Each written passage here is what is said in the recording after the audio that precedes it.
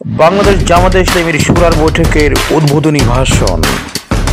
আলহামদুলিল্লাহ রাব্বিল আলামিন ওয়াসসালাতু ওয়াসসালামু আলা রাসূলিল কারীম ওয়া আলা আলিহি ওয়া সাহবিহি ওয়া আহলি বাইতি আজমাইন। বাংলাদেশ জামাতে ইসলামীর কেন্দ্রীয় মজলিসে শুরার আজকের এই অধিবেশন এমন একটি সময়ে অনুষ্ঠিত হতে যাচ্ছে যখন আমাদের প্রিয় জন্মভূমি এবছরের 5 আগস্ট একটি কাঙ্ক্ষিত পরিবর্তন উপহার দিয়েছে। আমি আমার বক্তব্যের সূচনায় আরেকবার এই পরিবর্তনের মূল কারিগর নায়ক, দেশে বিদেশে অংশগ্রহণকারী পরিবর্তনের সহযোদ্ধা, বিশেষভাবে যারা তাদের মূল্যবান জীবন জাতিকে এমন একটি কাঙ্ক্ষিত পরিবর্তন এনে দেওয়ার জন্য উৎসর্গ করেছেন, আমি তাদের প্রতি গভীর শ্রদ্ধা জ্ঞাপন করছি। মহান রবের দরবারে দোয়া করছি আল্লাহ তাদেরকে শহীদ হিসাবে কবুল করুন। অসংখ্য সহকর্মী ভাই বোন, দেশের নাগরিক, বিশেষ করে যুব সমাজের সদস্যবৃন্দা, তারা গুরুতর আঘাতপ্রাপ্ত হয়ে অনেকে পঙ্গু হয়ে পড়েছেন, অনেকে মেরুদণ্ড আঘাত পেয়ে হাসপাতালের বেডে অবশ হয়ে পড়ে আছে, অনেকে চোখ হারিয়েছেন, হাত হারিয়েছেন, পা হারিয়েছেন। এরকম সকল আঘাতপ্রাপ্ত এবং কষ্ট নিয়ে যারা বেঁচে আছেন তাদের প্রতি শ্রদ্ধা নিবেদন করার পাশাপাশি মহান রবের দরবারে দোয়া করি আল্লাহ তাদেরকে সুস্থতার নিয়ামত দান করুন। শহীদ পরিবারের সম্মানিত, গর্বিত, মর্যাদাবান সদস্যদের প্রতি আমরা গভীর সহানুভূতি এবং শ্রদ্ধা জ্ঞাপন করছি। দেশের ভিতরে আমাদের আন্দোলনকামী জনগণের পাশাপাশি বিদেশের মাটিতে আন্দোলন করতে গিয়ে অনেকে জেল জুলুম হয়রানির শিকার হয়েছে এবং এখনো কোনো কোনো দেশের কারাগারে আমাদের নাগরিকেরা বন্দী হয়ে আছে। আমরা সরকারকে অনুরোধ করব দ্রুততম সময়ের ভিতরে আমাদের মিশনগুলোকে কার্যকর করে এবং সরাসরি ঢাকা থেকে সংশ্লিষ্ট দেশের সরকারের সাথে যোগাযোগ করে তাদের মুক্তির ব্যবস্থা করা, তাদেরকে তাদের কাজে পুনর্বাসন করা এবং দেশে ফিরিয়ে আনতে হলে সম্মানের সাথে ফিরিয়ে আনার দায়িত্বপূর্ণ সরকার পালন করেন। আমরা গভীর বেদনার সাথে লক্ষ্য করেছি গত 15.5 বছর টানা এই জাতির এক এক করে সব অধিকার হরণ করা হয়েছিল। বাঁচার অধিকার, ন্যায় বিচার পাওয়ার অধিকার, মত প্রকাশের অধিকার, কথা বলার অধিকার, সর্বোপরি তার নিজের মূল্যবান ভোটটি পছন্দের দল এবং প্রার্থীকে দেওয়ার অধিকার সবগুলোই কেড়ে নেওয়া হয়েছিল। অনেক প্রতিভাবান মানুষকে রাষ্ট্রের বিভিন্ন গুরুত্বপূর্ণ দায়িত্ব থেকে জোর করে অবসরে পাঠানো হয়েছে,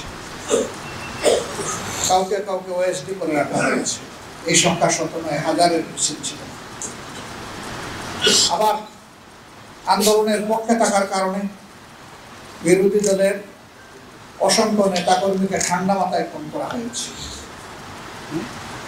2006 সালের 28 অক্টোবর লগিবইটার তাণ্ডব দিয়ে সেই হত্যাকাণ্ড শুরু হয়েছিল, আর 2024 সালের 5 আগস্ট পর্যন্ত সেই হত্যা এবং ধ্বংসলীলা বাংলাদেশের জনগণ এবং বিশ্ববাসী প্রত্যক্ষ করেছে।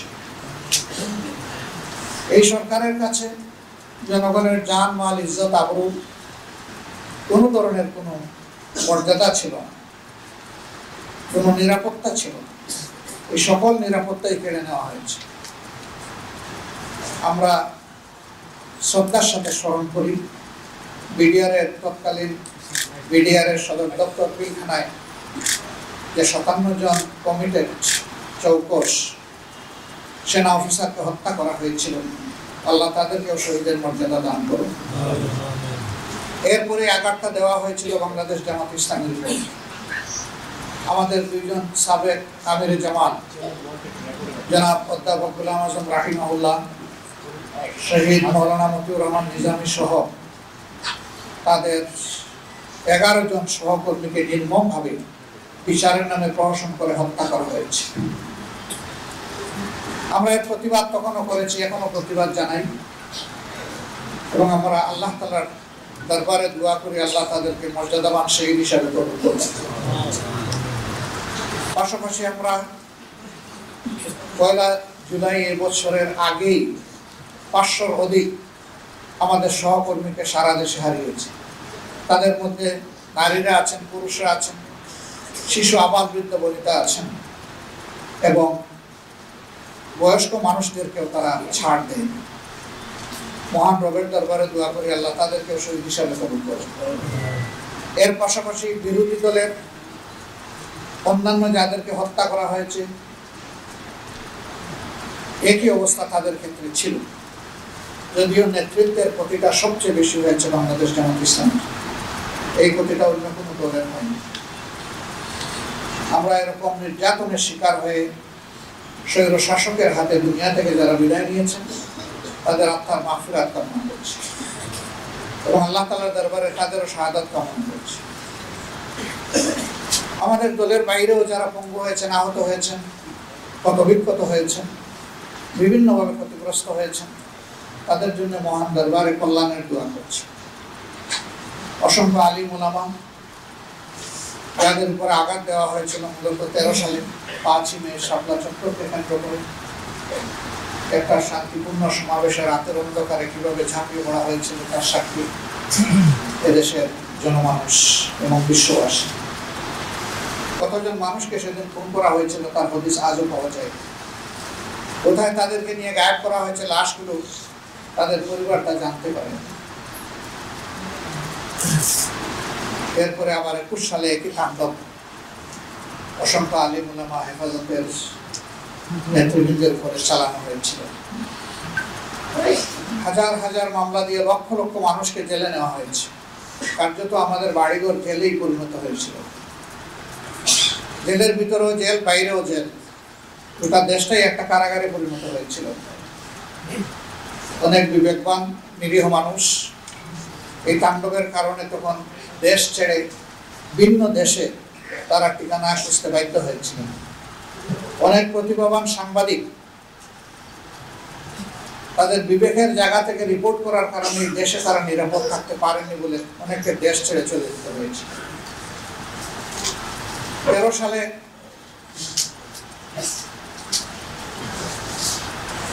আমরা লক্ষ্য করেছি শাহবাগের কেন্দ্রস্থলে যে আসর বসানো হয়েছিল,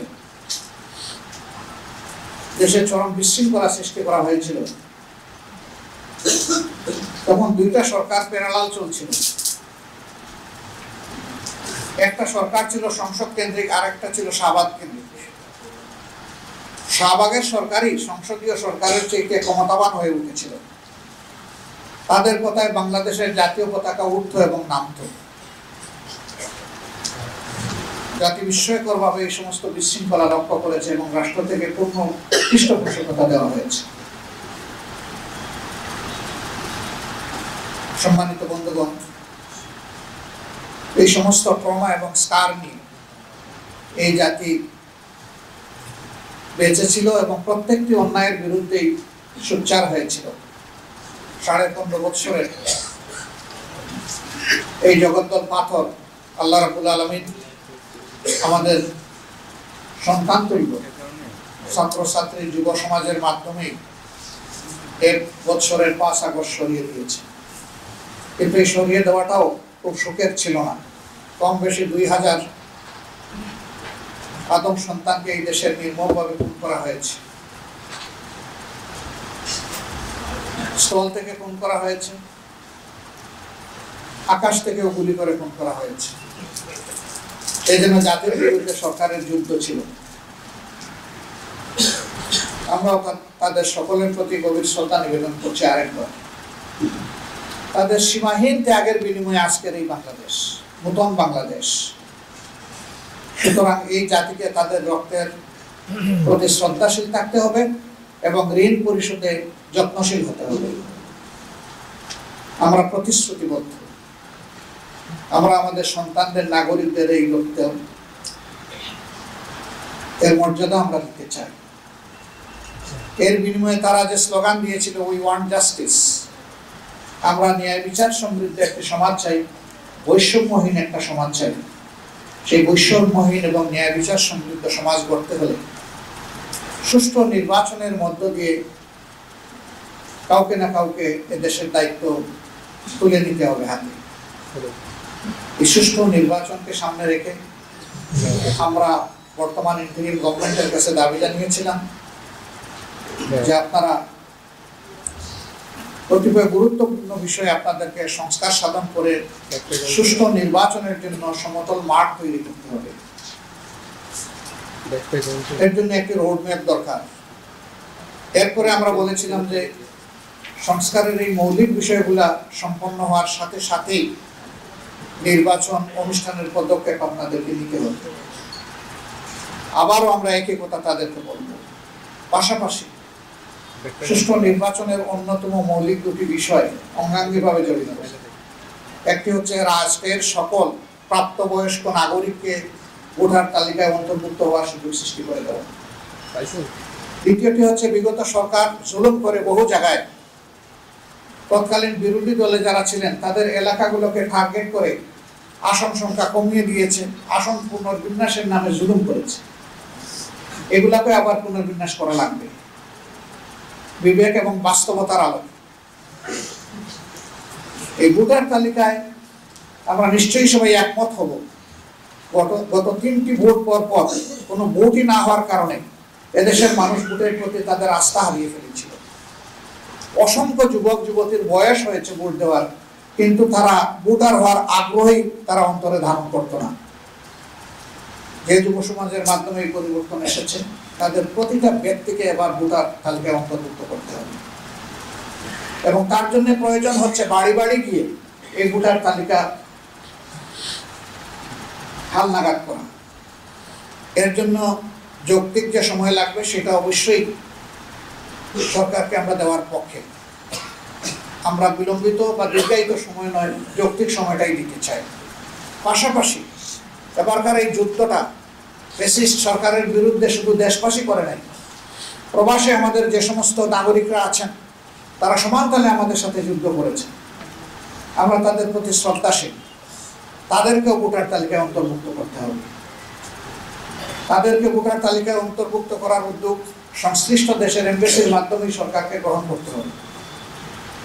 কেউ যদি দেশে এসে করতে চাইবেন, শুধু ভোটার তালিকায় অন্তর্ভুক্ত হওয়ার জন্য একজন নাগরিকের দেশে আসার প্রয়োজন নেই।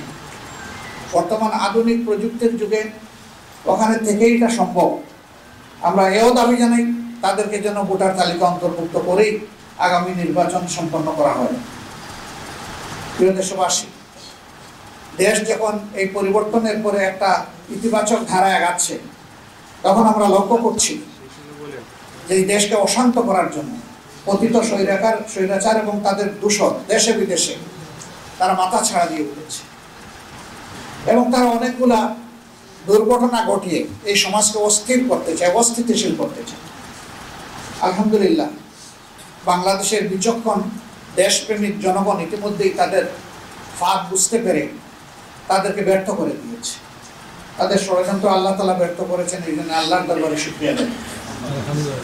তাদের এই অপপ্রয়াস জাতিকে আরেকবার মজবুতভাবে ঐক্যবদ্ধ করে দিয়েছে। আমাদের প্রতিপক্ষ যদি এটা বুঝতে পারে যে এই দেশের মানুষ আর কারো কাছে অসহায়ভাবে আত্মসমর্পণ করবে না এবং কোনো চোখ রাঙ্গানিকে পরোয়া করবে না, তাহলে তাদের জন্য এবং আমাদের জন্য কল্যাণকর। আমরা একটা সুন্দর, শান্তিপূর্ণ, মানবিক দেশ চাই। আমরা একটা দুর্নীতিমুক্ত দেশ চাই। আমরা একটা জাস্ট সোসাইটি চাই, সুবিচারপূর্ণ একটা সোসাইটি চাই এবং আমরা আমাদের যুবকদেরকে এদেশের উন্নয়নের কারিগর হিসেবে আমরা প্রতিষ্ঠিত করতে চাই। সমাজ পরিচালনার দায়িত্ব আমরা ক্রমান্বয়ে তাদের হাতে তুলে দিতে চাই। সেই বাংলাদেশ গঠনে, এমন একটি নতুন বাংলাদেশ, মানবিক বাংলাদেশ গঠনে আমরা নারী পুরুষ নির্বিশেষে সকলের প্রতি সম্মান রেখে সকলকে মর্যাদার আসনে প্রতিষ্ঠিত করার লক্ষ্যে আমাদের যে প্রয়াস, সেই প্রয়াসে আমরা দেশবাসীর পরামর্শ চাই, দোয়া চাই, ভালোবাসা চাই, সমর্থন চাই, পাশে চাই, সাথে চাই। আমরা আশাবাদী প্রিয় দেশবাসীর সহযোগিতা পেলে ইনশাআল্লাহ একটা কাঙ্ক্ষিত বাংলাদেশ গঠন করা সম্ভব হবে। এই জন্যে আমরা দেশপ্রেমিক সকল শক্তির প্রতি উদাত্ত আহ্বান জানাবো। জাতীয় স্বার্থের জায়গায় আমরা যেন কখনো বিভক্তিতে লিপ্ত না হই, বরঞ্চ আমরা যেন ঐক্যবদ্ধ থাকি।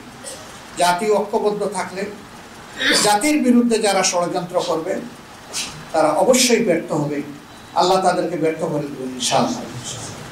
তাই আরেকবার আমি জাতিকে জাতীয় স্বার্থে দল মত ধর্মের ঊর্ধ্বে উঠে ঐক্যবদ্ধ থাকার আহ্বান জানিয়ে আমার উদ্বোধনী কথা এখানেই শেষ করছি। আল্লাহ হাফিজ।